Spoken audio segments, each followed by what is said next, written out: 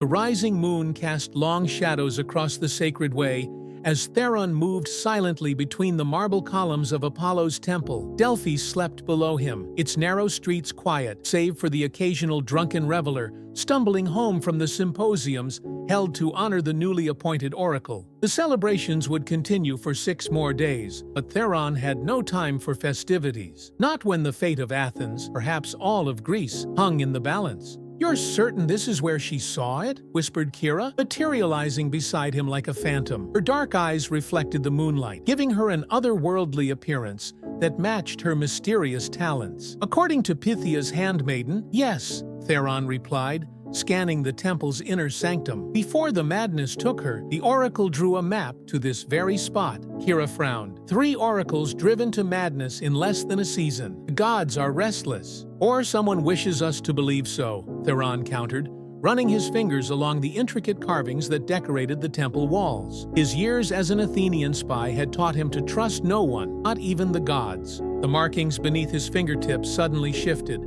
the stone warming at his touch. He drew back, startled. "There," he breathed. "Did you see it?" Kyra nodded, her expression grave. "Stone lives." Theron pressed his palm flat against the carving, a serpent entwined around a staff, and pushed. The wall yielded with surprising ease, revealing a narrow passage that shouldn't exist in a temple whose construction had been documented exhaustively by Athens' finest architects. "No one builds secret chambers in Apollo's temple," Kyra whispered, her voice tinged with both awe and apprehension. "It's sacrilege." "Unless Apollo himself commanded it," Theron suggested, though he didn't believe it. Gods rarely needed to hide their works from mortal eyes. The passage beyond was pitch black. Theron withdrew a small oil lamp from beneath his cloak and struck flint to light it. The feeble flame revealed rough-hewn steps descending into darkness, the air from below carrying a peculiar scent, not the expected mustiness of a sealed chamber, but something sharper, more pungent. "Incense," Kyra noted, her nostrils flaring, "and something else." Theron recognized it too. Blood. He'd smelled enough of it on the battlefield to know its coppery tang. Fresh blood, not the dried remnants of ancient sacrifice. With Kyra close behind, Theron began the descent. 20 steps down, the passage widened into a small circular chamber. The flickering lamplight revealed walls covered in unfamiliar symbols, not Greek, nor Egyptian, nor any script Theron had encountered in his extensive travels. "This is older than the temple," Kyra whispered, her fingertips tracing the strange markings. "Older than Apollo's worship, perhaps." In the center of the chamber stood a simple stone altar, its surface stained dark. Upon it lay a single object, a bronze disc about the size of a warrior's shield, etched with concentric circles and symbols that matched those on the walls. "The ephemeris," Theron breathed. For months he had hunted rumors of this artifact, an ancient device said to predict celestial events with impossible accuracy. Athens' philosophers dismissed it as myth, but Sparta's growing confidence in their military movements suggested they possessed knowledge of the future that Athens did not. "It was legend," Kyra said, approaching the altar cautiously. "A tool of the gods, lost after the Titanomachy. And yet here it lies," Theron replied, "hidden beneath Apollo's very nose." As he reached for the disc, the chamber suddenly filled with a soft, pulsing light, not from his lamp, but from the disc itself, which now glowed with an internal radiance that cast their shadows against the ancient walls. "It knows we're here," Kyra whispered. Before Theron could respond, a low grinding sound echoed through the chamber. He spun around to see the passage through which they'd entered, slowly closing, stone scraping against stone. "Someone comes," he hissed. Extinguishing the lamp, they pressed themselves against the wall beside the narrowing entrance. Theron drew his Xephos sword from beneath his cloak, while Kyra whispered words in a language he didn't recognize, an invocation to whatever spirits she communed with. The footsteps were measured and deliberate, accompanied by the soft swish of robes against stone. As the final sliver of the passage remained open, a figure appeared, tall and gaunt, wearing the purple-trimmed robes of a high priest, but not of Apollo. "Thessalus," Theron breathed, recognizing the high priest of the Eleusinian mysteries, keeper of Demeter's most sacred rites. "What business has Eleusis in Delphi?" The priest froze at the threshold, his age-lined face betraying surprise before settling into a mask of calculated calm. "Theron of Athens," he replied, his voice unexpectedly melodious. "Always meddling in affairs beyond your understanding." The grinding of stone continued until only a hand's width remained of the opening. Thessalus made no move to enter. "You've discovered our little secret," the priest continued. "Unfortunate, but not entirely unexpected. The oracle warned that the sight would draw you here." "The oracle serves Apollo," Theron said, his grip tightening on his sword. "Not your hidden cult." Thessalus smiled thinly. "The oracle serves whoever controls the vapors that grant her visions. For centuries, that has been us." The revelation struck Theron like a physical blow. The Pythias, Apollo's sacred oracles, were said to receive divine inspiration through vapors rising from a chasm beneath the temple. If those vapors could be manipulated— "You've been poisoning them," Kyra accused, "driving them mad." "Only those who resisted our guidance," Thessalus replied, with unsettling serenity. "The new oracle is more compliant." The opening narrowed to mere finger's width.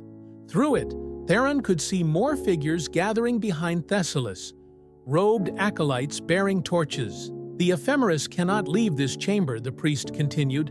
"Its power is not meant for the affairs of city-states and petty kings." "Then why possess it at all?" Theron demanded. "To ensure the proper order of things," Thessalus replied. "The celestial spheres move in perfect harmony. So too should the world of men, guided by those who understand the higher mysteries." The gap in the wall sealed completely with a final conclusive thud. Theron and Kyra were now trapped in the chamber with the glowing artifact. "He's sealed us in," Kyra observed unnecessarily, lowering her hand from its spellcasting position. "Did your spirits offer any insights?" Theron asked, sheathing his sword. "Only danger," she replied grimly. "The air in this chamber will not last forever." Theron turned his attention back to the ephemeris, its glow pulsating gently in the darkness. "Then we have limited time to discover its secrets, and a way out." He approached the disk again, studying its surface without touching it. The concentric circles seemed to represent celestial orbits, while the symbols between them were unfamiliar constellations, star patterns that did not match the night sky he knew. "The heavens as they once were," Kyra murmured, standing beside him. "Or as they will be." As she spoke, the light emanating from the disk intensified, and the symbols began to move, rotating slowly around the center like the celestial bodies they represented. The movement accelerated until the individual markings blurred into bands of light, projecting upward in a ghostly column that illuminated the entire chamber. Within this column of light, images formed, not of stars or planets, but of people, armies, cities rising and falling in rapid succession. "It shows the future," Kyra whispered, awestruck. "Or a possible future," Theron corrected, watching as Athens, unmistakable with its Acropolis rising proudly, suddenly erupted in flames. Vision shifted to show Persian ships, hundreds of them, descending upon Greek shores. "Xerxes returns," he breathed. The Persian king's previous invasion had been repelled at great cost. A second would likely succeed where the first had failed. The visions continued, showing scenarios that shifted and changed with dizzying speed, outcomes branching like paths in a forest, each decision leading to new possibilities. In some, Athens stood triumphant. In most, it fell. "No wonder Sparta moves with such confidence," Theron said. "With this knowledge—" "This is not mere knowledge," Kyra interrupted, her voice strange. "Watch." She reached toward the column of light, her fingers passing through an image of a Spartan phalanx advancing on Athens' walls. As she did so, the image wavered and dissolved, reforming to show the phalanx diverted toward Corinth instead. "The visions change at your touch," Theron observed, understanding dawning. "This is not just prophecy, it's power. The power to shape fate," Kyra agreed, "to redirect the flow of events."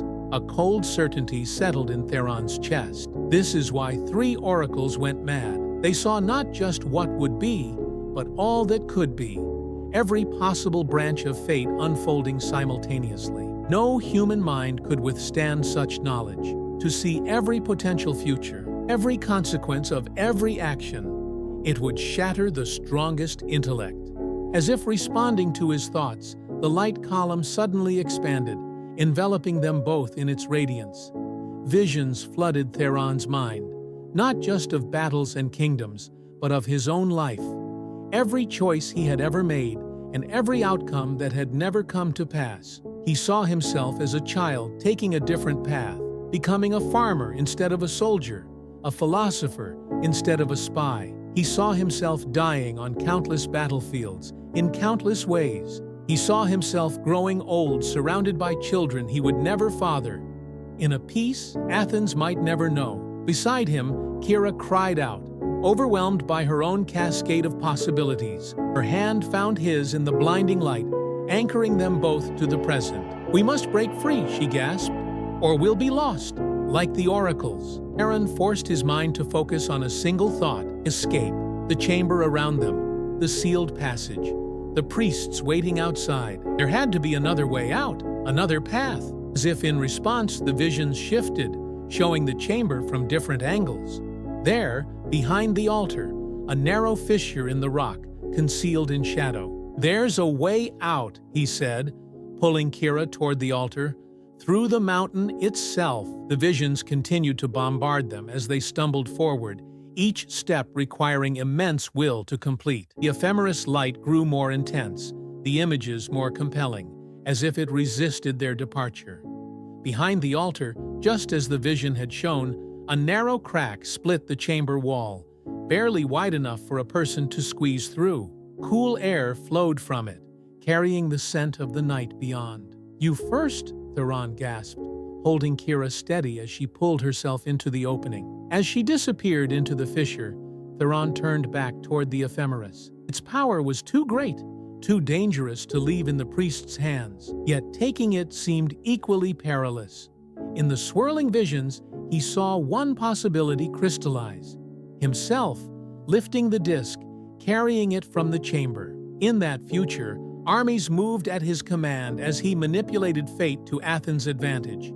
Victory was certain, but as he watched, that victorious self grew haggard, eyes hollow with the burden of knowing too much.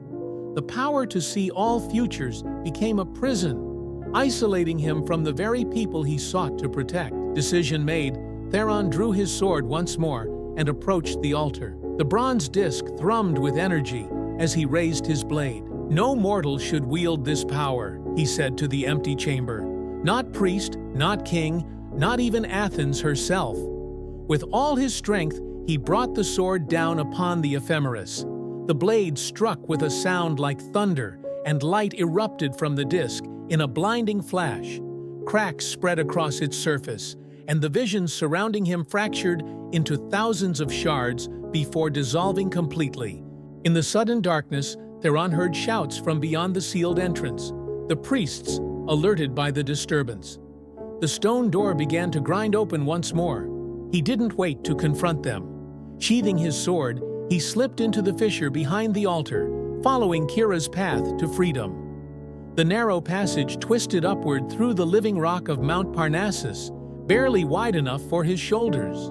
Several times he thought he would become trapped, but each time he pushed forward, driven by the urgency of pursuit. After what seemed like hours, the passage widened, and fresh air washed over him. He emerged onto a narrow ledge halfway up the mountain's eastern face, stars wheeling overhead in patterns he now recognized from the ephemeris. Kyra waited there, her face pale in the moonlight. "I feared you wouldn't follow," she said, clasping his arm. "When I heard the sound, I destroyed it," Theron explained, looking back at the small opening from which he'd emerged. "Or tried to." "The future is not so easily broken," Kyra cautioned. "What did you see before you struck?" Theron hesitated. Too much, and not enough. The visions were already fading from his mind, like dreams upon waking, but their impact remained. A profound understanding of the fragility of fate, the countless invisible threads that connected all things. "Priests will hunt us," Kyra said, changing the subject. Thessalos will not forgive the intrusion or the destruction. Let them come, Theron replied with newfound certainty. We've seen what approaches from the east. Xerxes gathers his forces again, and this time he will not fail unless all of Greece stands united. You believe the visions, even knowing they were tools of manipulation? I believe enough, Theron said grimly. We must warn Athens, then Sparta, then all the city-states. The priests sought to use the oracle to control Greece's destiny. Instead, we will forge our own. Below them, torches moved along the sacred way, search parties spreading out from the temple. Dawn would break soon, revealing their position to any who looked up. We should move, Kyra urged, already scanning the treacherous path down the mountainside. Theron nodded, but paused for one last glance at the stars. Among the familiar constellations, he thought he saw new patterns forming. Echoes of the ephemeris's broken prophecies, perhaps, or simply his imagination. Either way, the future awaited, unwritten and unknown, just as it should be. Together, they began their descent through the darkness, carrying a warning for Greece and pursued by those who would keep fate itself locked away. Behind them, the first light of a new day touched the summit of Mount Parnassus, illuminating the ancient stone and the secrets it contained. The oracle would speak again soon, but whose truth she would tell remained to be seen. If the oracle's whispers stirred your soul, like the winds over Delphi, then heed the signs, like, subscribe, and follow the prophecy.